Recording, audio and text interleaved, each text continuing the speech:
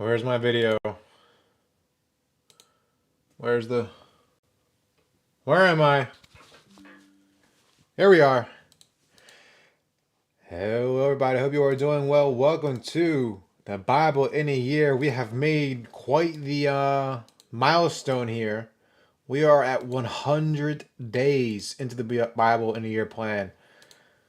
Wow. So it's been 100 days since January 1st. And I mean, I don't even know how to celebrate in all honesty. But welcome. What's up, Jackson? Hello, good sir? Question mark? Hello?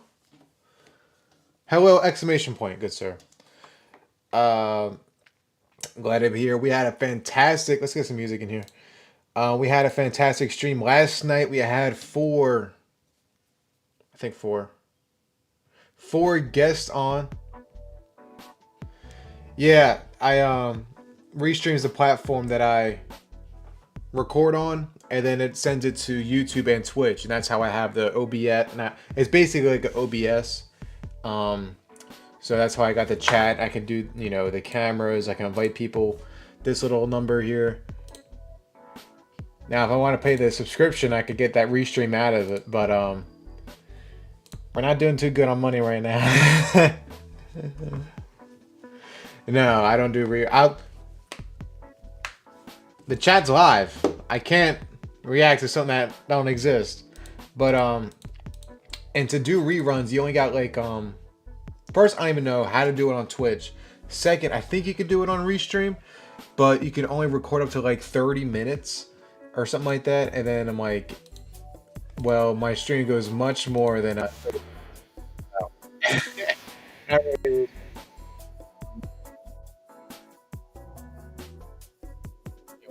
We actually hit it. I'm going to mark it real quick. We got a lot of different announcements. Big day today. We're going off the Bible Project's Bible in a Year plan. Let me put this on the screen. Yeah, it's always been there. Oh, wrong one. There we go. Amazing resources, book guides, video guides, article guides to help you understand the content. I'll be using their video tonight to help us understand the book of 1 Kings in its entirety. This is the Life Application Study Bible. This is what I've been using. The Life Application Study Bible, sorry. This is what I read out of. Examining amazing resources as well. I'm slurring my words today. What's going on? Maps, timelines, character guides, outlines. Did I mention maps? A lot of maps. So I hope you all guys can check that out as well. Let me think. So again, yesterday, what a fantastic stream we had. New Zealand, England, Ohio, California. We're discussing the Bible. We're discussing the topics. And that's just what we should be doing outside of, church. So we need to be about the Father's business. We need to be talking about the Bible. We need to be applying it to our lives, not just something we do on Sunday mornings, and that's kind of been my goal with this stream, kind of encouraging it. Hey, let's talk about this stuff. Got questions? Let's talk about it. Let's address it. And let's take time to really, analyze what the problem is, go to the scriptures, and form our opinions after the scripture reading. We don't want to form our opinions and then try to fit in the Bible. That's not what we're about. A whole lot of opportunities. I've been busy like crazy. I mean, busy. So I actually, if y'all would pray for me with that, it's a lot for just one dude behind the screen. In all honesty, I run these business, and I'm doing this stream as well and trying to make sure it looks good.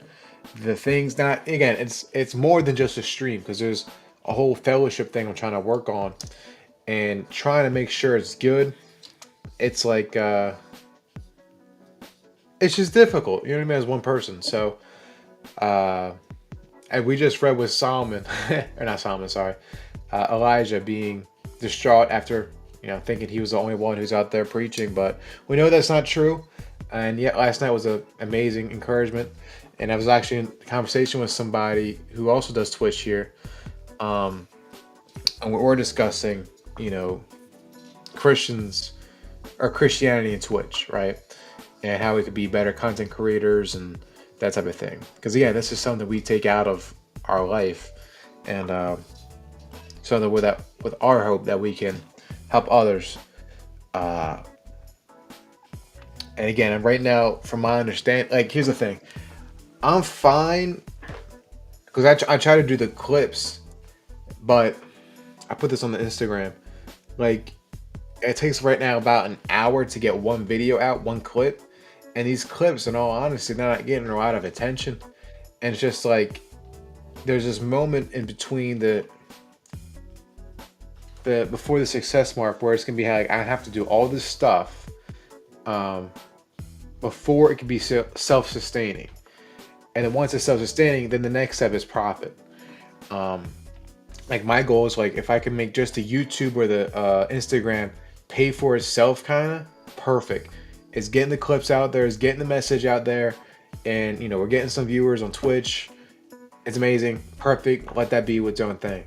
But until then, the cost is me, right? I'm my time, and that's been running short. There's been a whole lot of different projects and stuff like that. I'm just like, oh, so we're waiting. We're gonna be patient. We're gonna be diligently working, and we're gonna see what guys got in store. But that's not gonna stop us. One huge thing I noticed is just the camera quality. I think my camera quality is really lacking. It looks good when I watch it here, but as soon as I hop over to the Twitch and I'm just like, look, this is not it. Um, and there's just a lot of different things I'm supposed to be working on. I'm just like, I can only get to one thing at a time. But I'm kind of ranting right now, so I'm trying to. How about we get it back on track? But we've been blessed. Yeah, we check Stream Manager. Are we still on Fortnite? Okay, we're back on. Just chatting. Yeah, it's. I can only the max I could do is 720. I know, but I've seen other people with higher camera qualities, and I just wonder if that helps. I'll be talking to this one guy. We're gonna see what I can do to make the stream better in general. Um, and I think again, let's focus on the content, right? How about let's get better content, and then we'll worry about quality and that type of thing. Just a lot of work to do. Again, I want to be big and greedy and never take the focus off a guy, but we are trying to work in maybe some video games, right? The Twitch platform, maybe some video games in the afternoon or something like that. What else? And then just some better Bible readings. We're gonna see. But yeah, that was a little bit of a yap session. I had to get that off my chest, I guess. We're in 100 days in. We are doing First King. We're finishing up First Kings. We're doing what? Is it 22? 23, 22? If I'm not mistaken. Let me get my... Yeah. Unfortunately, this looks like a lot of reading. Not expecting that.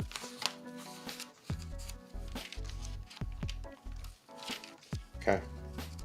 Well, we're going to get through it regardless. So let's waste no more time and get to it.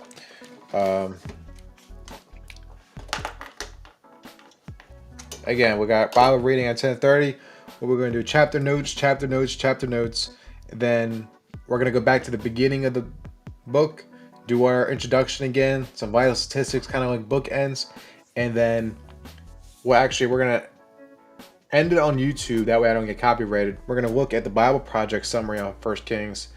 And then we'll start Bible talk. If that sounds good with y'all, let's hop into a word of prayer and we'll get started here. Father, water in heaven, we thank you for this night. We thank you for this just opportunity to broadcast your message. We pray for strength and wisdom as we read. Let us learn something from this that we're able to apply in our lives and, just be better Christians, to help us deny ourselves daily and, pick up our cross daily. So thankful for your mercies that are renewed, and just help us as we go out there and to profess you, to teach a lost generation about the good news. I pray for the prayer requests that be lifted up according to your will. Just a whole lot of prayer requests, and you know the situations with each of those. So we pray for each of those situations to either be healed and just your will being enacted. But if there's another way you feel about these, another direction that you go with, we just pray for strength and a peace that surpasses all understanding as we deal through those. Um, Lord, I pray for just an awesome night tonight that we're able to open up your word and really get into it. We thank you. We love you. In your name we pray. Amen. All right. Let's get into it, y'all. I don't have this scripture on this side of the screen. Brilliant.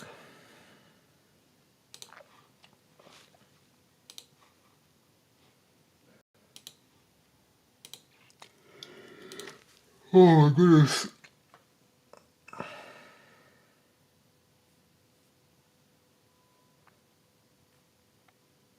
Oh, I can't. There we go.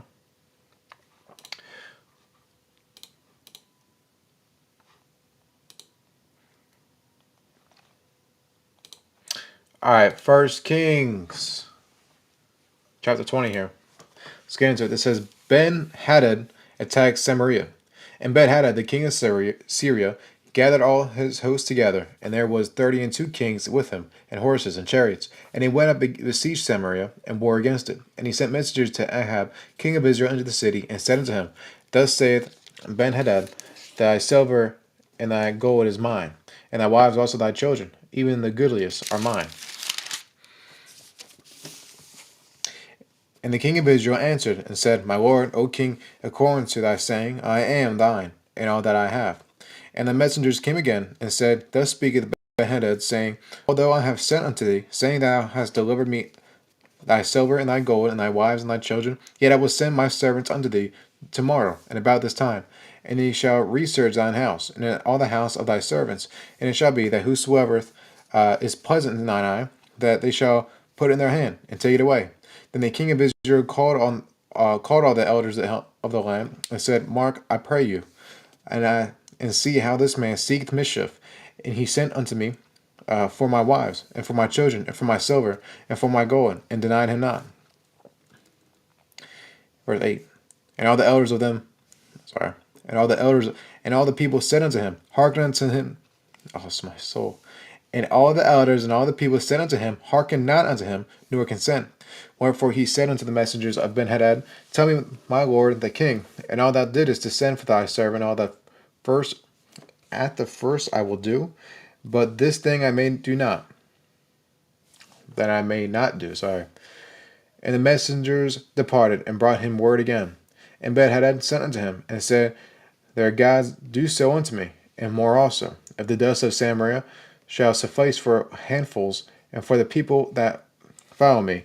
And the king of Israel answered and said, Tell him, and let not him that girdeth on his harness boast himself as he putteth it off. And it came to pass, when Ben-Hadad heard this message, and he was drinking, and the kings in the pavilions, and he said unto his servants, Set yourselves in array. And they set themselves in array against the city. Now let's talk about Ahaz's victory over Ben-Hadad. Verse 13. Oh, went too fast. And behold, there came a prophet unto Ahab, king of Israel, saying, Thus saith the Lord, Hasn't thou seen all this great multitude? Behold, I will deliver it into thine hand this day, and thou shalt know that I am the Lord. And Ahab said, By whom? And he said, Thus saith the Lord, even by the young men of the princes of this provinces. Then he said, Who shall order the battle? And he answered, Thou. Then he numbered the young men of princes and the provinces, and they were 232. And after him, sorry, and after them he numbered all the people, even all the children of Israel, being 7,000. And they went at noon. Benhadad was drinking himself drunk in the pavilions, and he and the kings, the 32 kings that helped him, and the young men of the princes of provinces went out first. And Benhadad had sent out, they had told him, and saying, There are men come out of Samaria. And he said, Whether they be come out of for peace, take them alive, or whether they be come out for war, take them alive.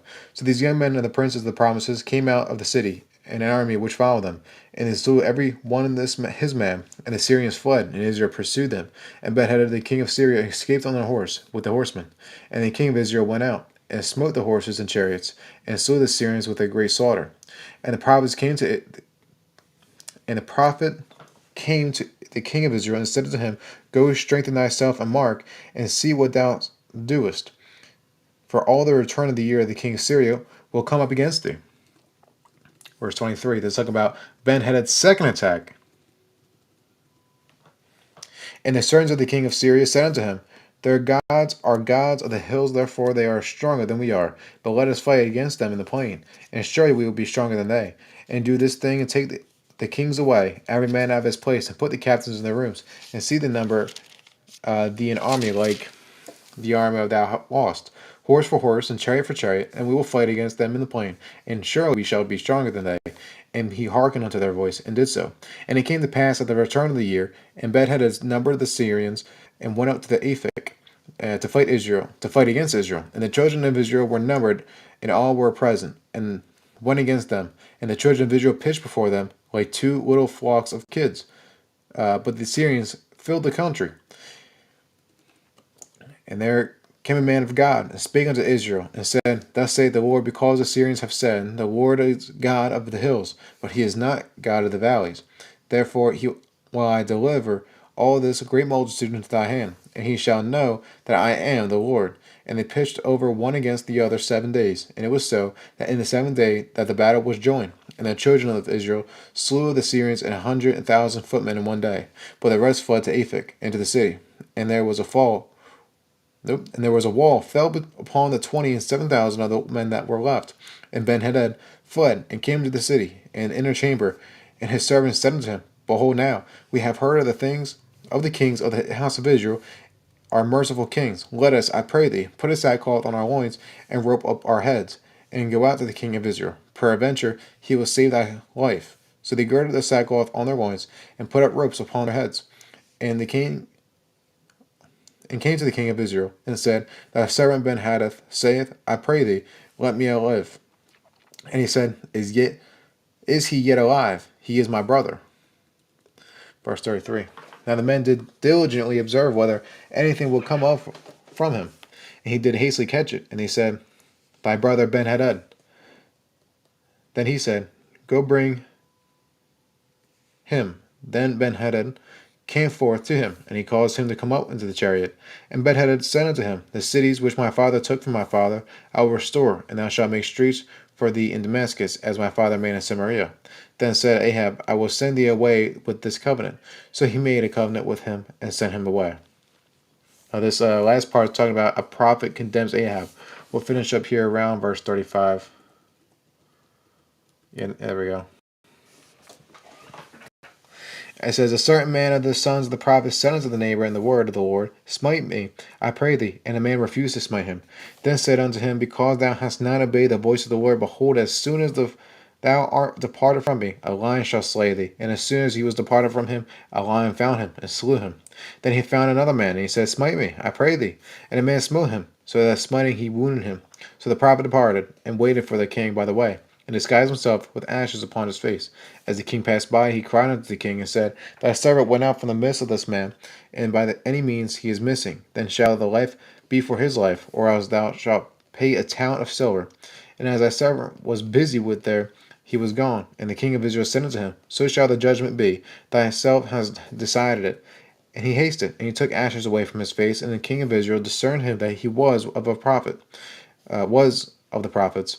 And he said unto him, Thus saith the Lord, Because thou hast let go out of hand a man whom I appointed to utter destruction, therefore thy life shall go for his, for thy people for his people. And the king of Israel went to his house, heavy and displeased, and came to Samaria. Whole lot going on in chapter 20. Holy moly. Allow us. It's been sent, Michael. All right, bud. Okay. Hope you liked it. That's pretty cool that it's got the... See, now I've been challenged to get that out before I've been challenged to get those out before I start streaming now. Now I know. Because now that I put y'all on that list, you know what I mean? It's like, oh, you got to get it too. I got to get better. I'm trying to do those in the morning.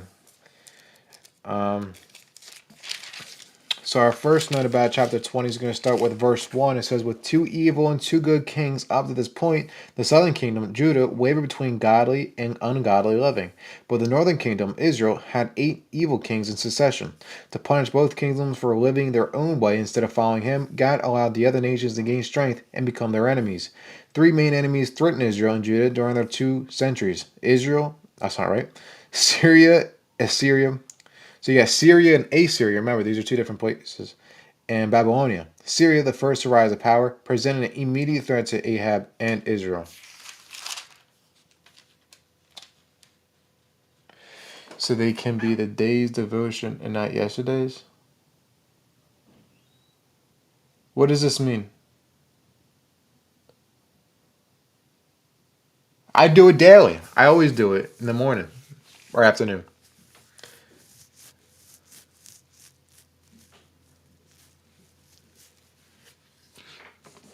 It's about 13 through 22. It says, God defeated the Syrian army for Ahab so that Ahab would know that God alone is the Lord. Despite this great victory uh, and the one to follow in the plains, Ahab continued to rule without serving God. Evidence of God's greatness surrounds us, but like Ahab, we choose to ignore it and go our own way. But when we do, as with this evil king of Israel, disaster will strike. Open your eyes to the evidence, the victories that God is winning for you. Then rededicate yourself to Him. Well, by the time you finish the day's devotion, it's late in the evening, and it's probably right the next day. Yeah, you're right. That's why I gotta fix it. Yeah, I know. So you're right. That's why I gotta get a better timing of it. Um, First, hold up. First, look, I wanted to get it daily, so we drilled in that we can get it done within a 24-hour period. Now I gotta move it up a little bit more. I gotta change the hours. There's about 23. It says, since the days of Joshua, Israel's soldiers had a reputation for being superior fighters in the hills, but ineffective in the open plains and valleys because they did not use chariots in battle. Horse-drawn chariots, useless in hilly terrain and defensive forests, could easily run out down great numbers of foot soldiers on the plains. When Ben-Hadad's officers did not understand oh my soul, what Ben-Hadad's officer did not understand was that God, not chariots, made the difference in battle. What's up, D-Clams? Hope you're doing well. Welcome, welcome, welcome. Love my bubbas. And we got 3 more notes here, about 20. It was very long, but we got through it. It's about verse 31. It says, sackcloth was a coarse cloth usually made of goat's hair and worn as a symbol of mourning for the dead or natural disasters. Wearing ropes around the head may have been a symbol of putting oneself at another's disposal. Ahab would have hung themselves. What? Ahab would have hung them if she wished. Doing this, therefore, she showed submission. Okay. There's about 35 to 36 says a prophet needed a wound so he would look like an injured soldier and could effectively deliver his prophecy to Ahab. The first man was killed by a lion because he refused to obey the Lord's instructions through the prophet. Oh. There's about 41 through 42. It says, it is difficult to explain why Ahab let Ben-Hadad go, especially after all the trouble the Syrians had caused him.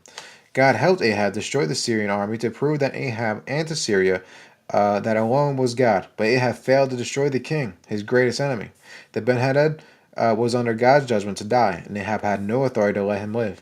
For this, God had told Ahab that he must die now instead. This prophet's message soon proved true when Ahab was killed on the battlefield in chapter 22, verse 35. That concludes our notes for chapter 20. Let's get into chapter 21. It shouldn't be as long here. Talk about Naboth's vineyard. And again, if y'all like what is going on here, we're gonna get into we're gonna check the Bible Project's summary on this book. So puts everything into pieces. All right. Boop, boop. Chapter 21 here. And it came to pass After these things, that Naboth the Jezreelite had a vineyard, which was in Jezreel, hard by the place of Ahab king of Samaria. And Ahab spake unto Naboth, saying, Give me thy vineyard, that I may have it for a garden of herbs, because it is near unto my house. And I will give thee for it a better vineyard than it. Or, if seen good to thee, I will give thee the worth of it in money. And Naboth said unto Ahab, The Lord forbid it for me, that I should give the inheritance of my fathers unto thee. And Ahab came into the house heavy and displeased because of the word which Naboth the Jezreelite had spoken to him. For he hath said, I will not give thee the inheritance for my fathers. But he laid him down upon his bed, and turned away his face, and would eat no bread. But Jezebel his wife came to him, and said unto him, Why is thy spirit so sad, that thou eatest no bread? And he said unto her, Because I speak unto Naboth the Jezreelite, and said unto him, Give me thy vineyard for money, or else, if I please thee, I will give thee another vineyard for it. And he answered, I will not give thee my vineyard. And Jezebel his wife said unto him, Dost thou now govern thy kingdom of Israel? Arise and eat bread, and let thine heart be merry, and I will give thee a vineyard of Naboth the Jezreelite. So she wrote letters to Ahab in Ahab's name, and sealed them with his seal. And he sent them letters uh, unto the elders and to the nobles that were in his city, dwelling in Naboth. And she wrote in the letter, saying, Proclaim a fast, and set Naboth on a high among the people, and set 2 men, sons of Belial, for him, to bear witness against him, saying, Thou didst blaspheme God and the king. And then carry him out, and stone him, that he may die. And the men of the city, even the elders and the nobles, who were the inhabitants in his city, did Jezebel had sent unto them. And it was written in their letters which she had sent unto them. Verse 12. They proclaimed a fast, and set Naboth on a high among the people. And there came in 2 men, children of Belial, and sat before him, and the men of Belial witnessed against him, even against Naboth, in the presence of the people, saying, Naboth did blaspheme God and the king. Then they carried him forth out of the city, and stoned him with stones, and he died. And they sent Jezebel, saying, Naboth is stoned and is dead. And it came to pass, when Jezebel heard that Naboth was stoned and was dead, that Jezebel said unto Ahab, Arise, take possession of the vineyard of Naboth the Jezreelite, which he refused to give thee for money. And Naboth is not alive, but dead. And it came to pass, when Ahab heard that Naboth was dead, that Ahab rose up to go down to the vineyard of Naboth and Jezreelite to take possession of it. And the word of the Lord came to Elijah the Tishbite, saying, Arise, go down to meet Ahab, king of Israel, which is in Samaria. Behold, he is in the vineyard of Naboth, whither he is gone down to possess it. And thou shalt speak unto him, saying, Thus saith the Lord, is killed, and also taken possession. And thou hast speak unto him, saying, Thus saith the Lord, in the place where the dogs lick the blood of Naboth shall dogs lick thy blood, even thine. And he hath said to Elijah, Hast thou found me, O mine enemy? And he answered, I have found thee, because thou hast sold thyself to work in evil in the sight of the Lord. Behold, I will bring evil upon thee, and I will take away thy prosperity, and will cut from off Ahab him that pisseth against the wall, and him that shut up and left Israel, and will make thine house like the Israel of Jeroboam the son of Nebat, and like the house of Baasha the son of Ahab, uh, the provocation, wherewith thou hast provoked me to anger, and made Israel to sin. Finish here in verse 23. And Jezebel also spake the Lord, saying, Thou dog shall eat Jezebel by the wall of Jezreel. Him that dieth of Ahab in the city, the dog shall eat, and him that dieth in the field shall the fowls of the air eat.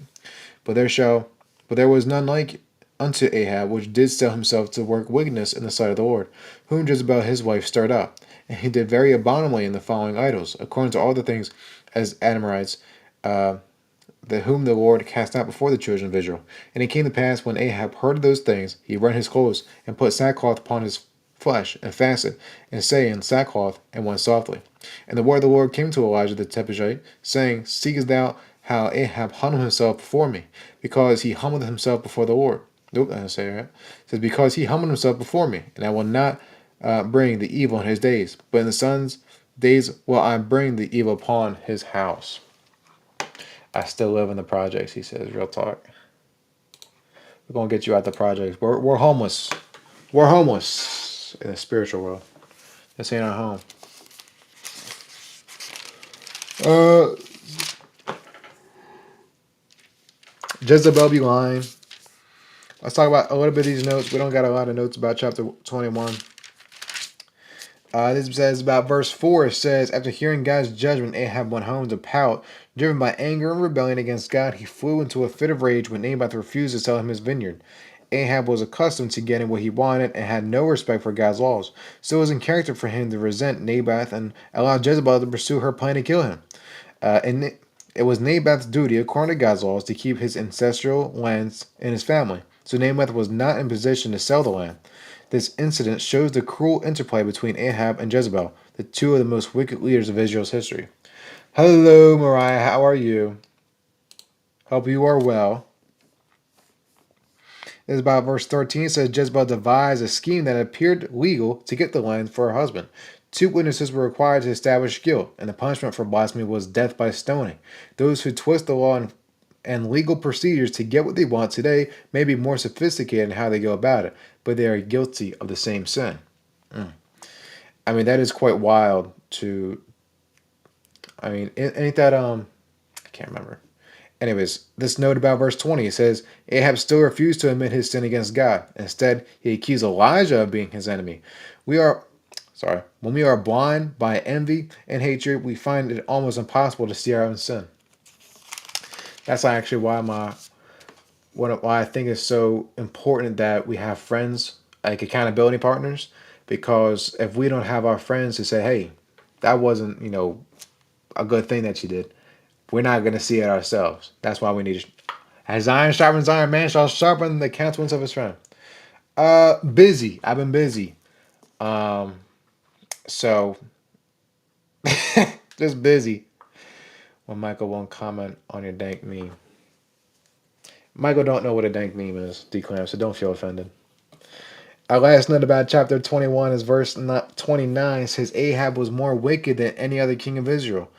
But when he repented in deep humility, God took notice and reduced his punishment. The same Lord who was merciful to Ahab wants to be merciful with you. No matter how evil you may have been, it is never too late to humble yourself. Turn to God and ask for forgiveness. We need to, when they won't spell your name right, but it's on the screen. I spell your name like that all the time. Don't be. Is it? I hate the word. The spelling of the word Michael is just ridiculous. All right, we got chapter 22 remaining. Oh yeah, for sure. It's got the OG. This is talk about part 4, the kings of Israel and Judah. Looks like we may be talking about more of a history side of this. Talking about Jehoshaphat and Ahab. What is this emoji? Some cool emoji. Love it. All right, here we go, boys. And ladies, I guess. Inclusive language. And we got a bunch of timelines we'll have to get into. All right, here we go. Day 100. Final chapter of chapter book. First Kings. Here we go. Let's get into it, y'all.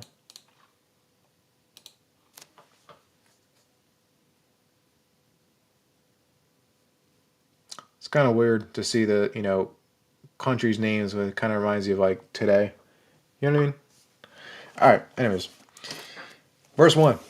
And it continued 3 years without war between Syria and Israel. And it came to pass in the third year that Jehoshaphat, the king of Judah, came down to the king of Israel. And the king of Israel said unto the servants, Now know ye that Ramoth in Gilead is ours, and we will be still, and take it not out of the hand of the king of Syria. And he said to Jehoshaphat, Wilt thou go with me to battle to Ramoth Gilead? And Jehoshaphat said unto the king of Israel, I am as thou art, my people as thy people, my horses as thy horses. And Jehoshaphat said unto the king of Israel, Inquiry, I pray thee, and I will at the word of the Lord today. Then the king of Israel gathered the prophets together, and about 400 men, and said unto them, Shall I go against Ramoth Gilead to battle, or shall I forbear? And they said, Go up, for the Lord shall deliver it into thy hand for the king. And Jehoshaphat said, Is there not here a prophet of the Lord besides that we might inquire of him? And the king of Israel said unto Jehoshaphat, There is yet one man, Micah, the son of Imlah, by whom we may inquire of the Lord. But I hate him, for he doth not prophesy good concerning me, but evil. Jehoshaphat said, Let not the king say so. Then the king of Israel called an officer, and he said, Hasten hither Micah, the son of Imlah. Now this is talking about Micah prophesies against Ahab. Verse 10. And the king of Israel and Jehoshaphat, the king of Judah, sat each on his throne, having put together. No, that's not right. Sorry. And the king of Israel and Jehoshaphat, the king of Judah, sat each on his throne, having put on their robes in a void place in the entrance of the gate of Samaria.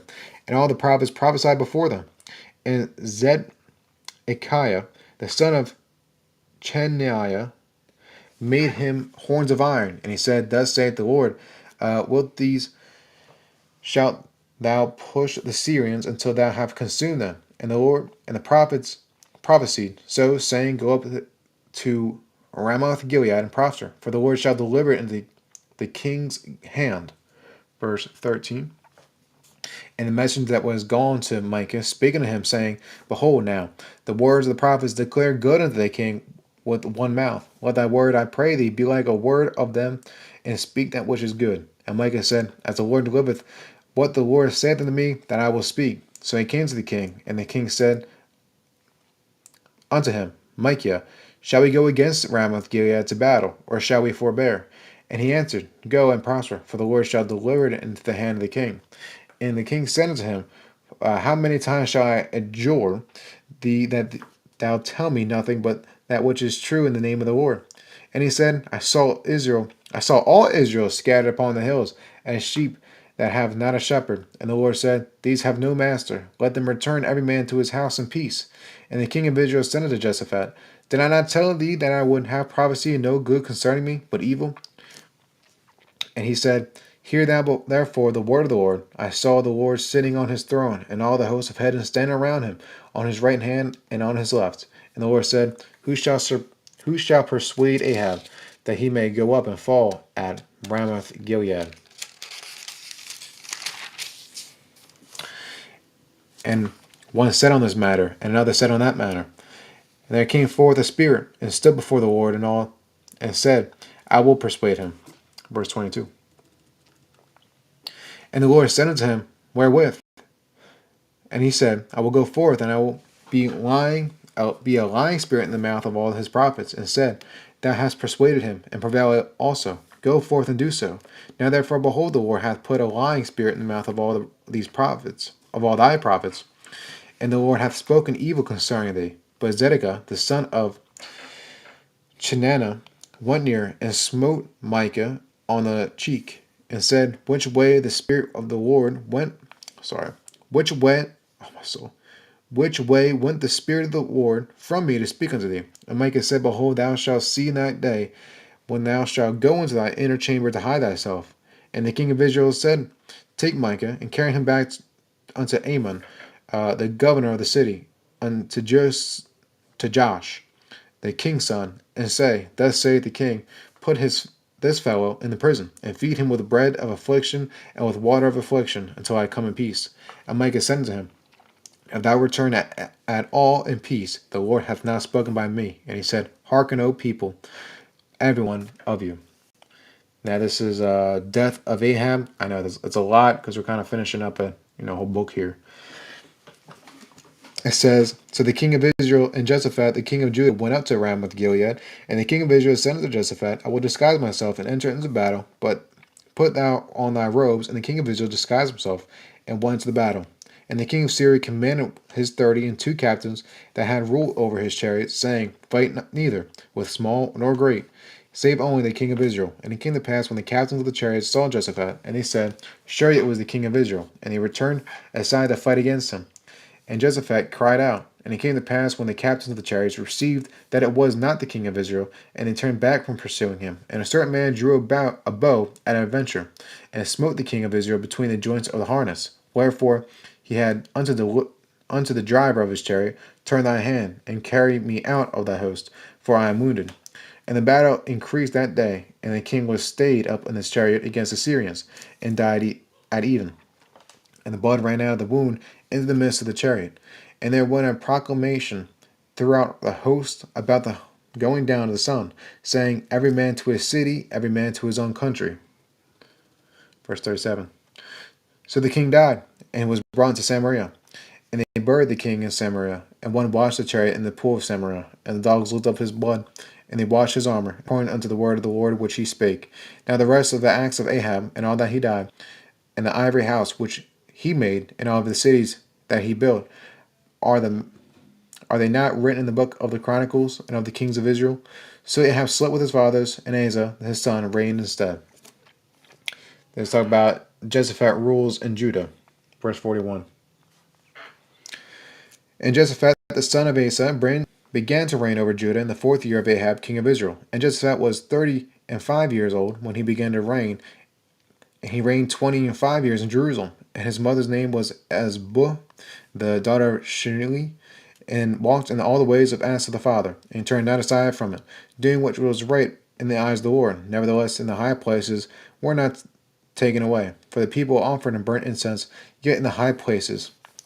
And Jehoshaphat made a peace with the king of Israel, and the rest of the acts of Jehoshaphat, and his might that he showed, and how they warred, are they not written in the book of the Chronicles of the kings of Judah, and the remnant of the Sodomites, which remained in the days of his father Asa? And he took up the land. There was then no king in Edom, and was deputy king. Jehoshaphat made the ships of Tarshish to go out in effort for gold, but they went not, for the ships were broken Azon Geber. Then said Azbah, the son of Ahab, unto Jehoshaphat, let my servants go with my servants in the ship. But Jehoshaphat would not.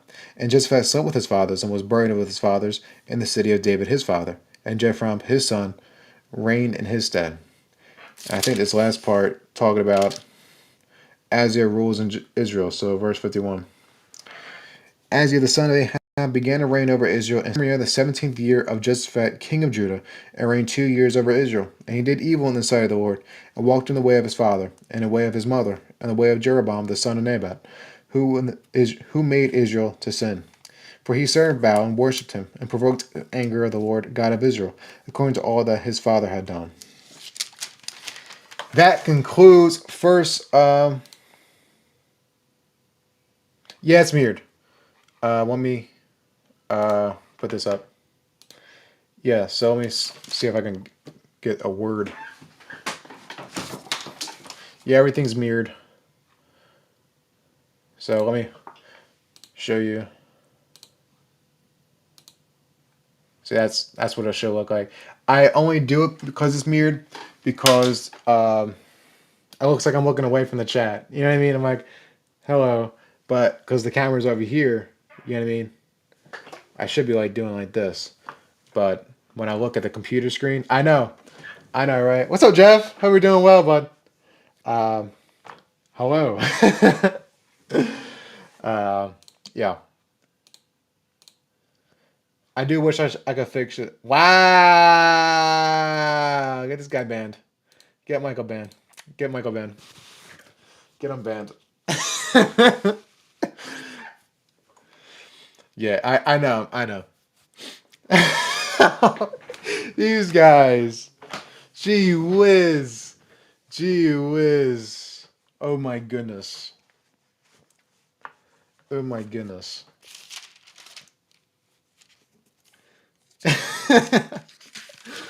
You guys are some goofballs. Let me show you again why I always recommend this Bible. So here's a timeline. This is the timeline. A harmony of the books of Kings and Chronicles. So you got the northern kingdom of Israel, the southern kingdom of Israel. Again, we went through a lot of names, a lot of different readings, but it puts it in a very neat, I guess, infographic timeline that you can check. And it's actually 2 pages long. So let me turn to the next page. It's pretty cool. Bro, that's facts. That's facts. Everyone is welcome. So Michael better not say what he's about to say. Delete it. Yep. It's too late. It's too late.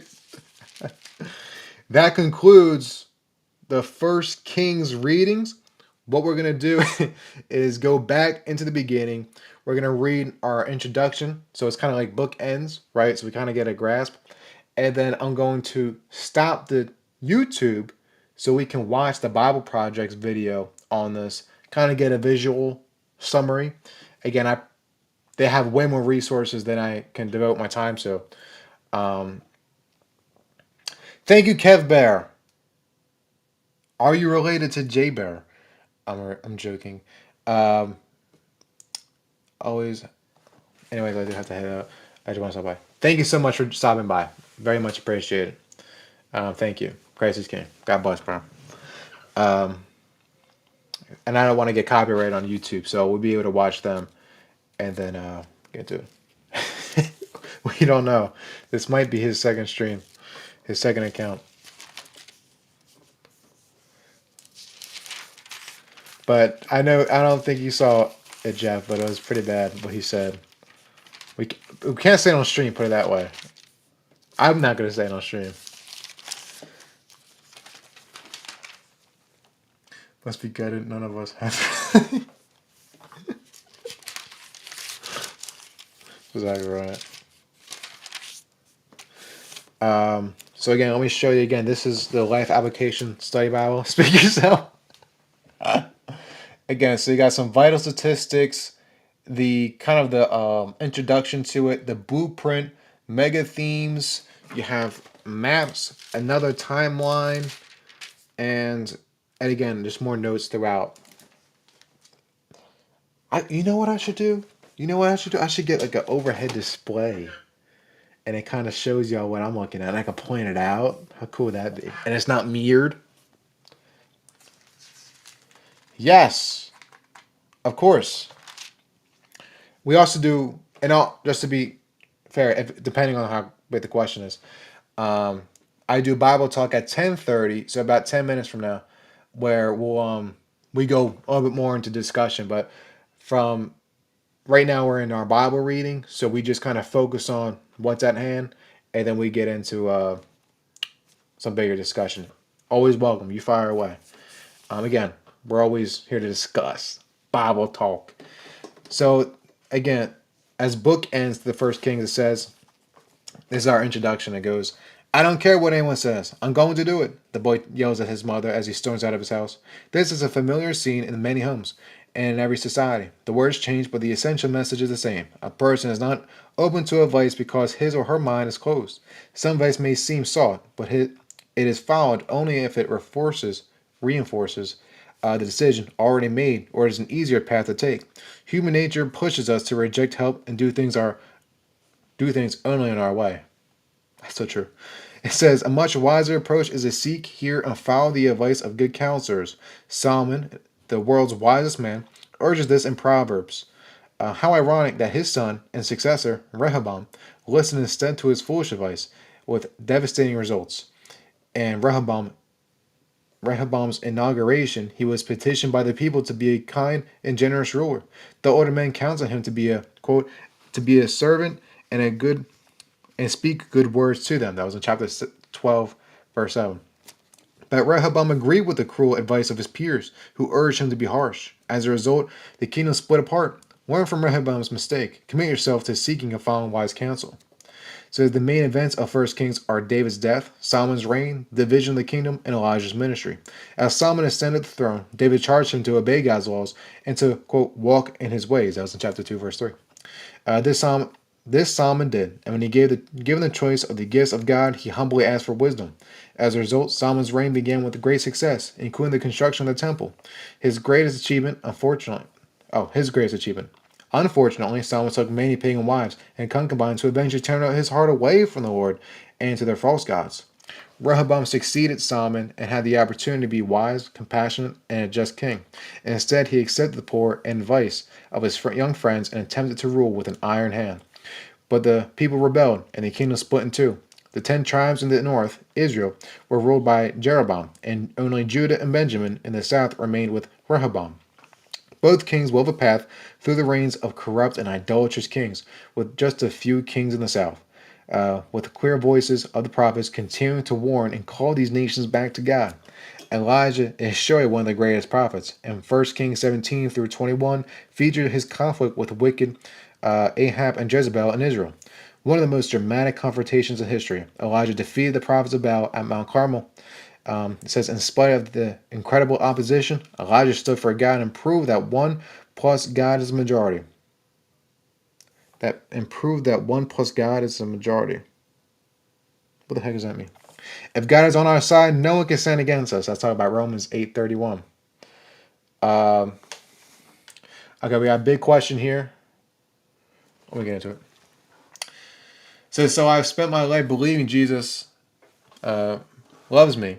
Yes, I know, for the Bible tells me so, and I believe, but that now I'm older, I don't understand why I believe. Like, I'm a 22-year-old male who's in college and has no idea why I believe in God. I've talked to literally every pastor, college, campus, ministry. You can imagine it all leads back to the same place. Like, I don't know, dude.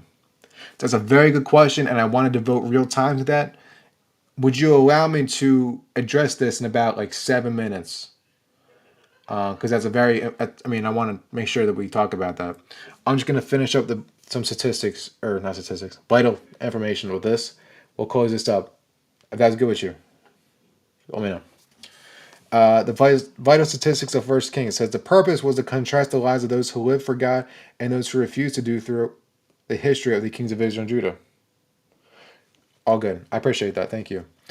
First Kings, the author is unknown, possibly Jeremiah or a group of prophets. The original audience was the people of Israel. The setting is in the great nation of Israel, turning to the land divided not only into physically but also spiritually. Um, and I'll close right there. What we'll do is, so we had the United Kingdom for the first 11 chapters and the divided kingdom in the following 11 chapters. So we kind of see that dynamic. And again, it's always talked about um, kind of just, with Old Testament, it's a little bit more history based. So it's a little bit harder to read. But real quick, if we can see first the Bible Projects video, because we are closing the book and we're going to get ready for um, Second Kings. So it's good to know that we know what happened in First Kings. The Bible Project, First Kings. So yeah, it's two, and we're gonna put on. So okay, real quick, if y'all are on YouTube, I don't think anyone is, but we're gonna stop the YouTube. But we're gonna continue on with Twitch. So if you're on Twitch, stay on Twitch. If you're on YouTube, get over to Twitch, man. But party continues on Twitch. Um, and normally we would do the Bible talk session, but we're not in there just yet, just because.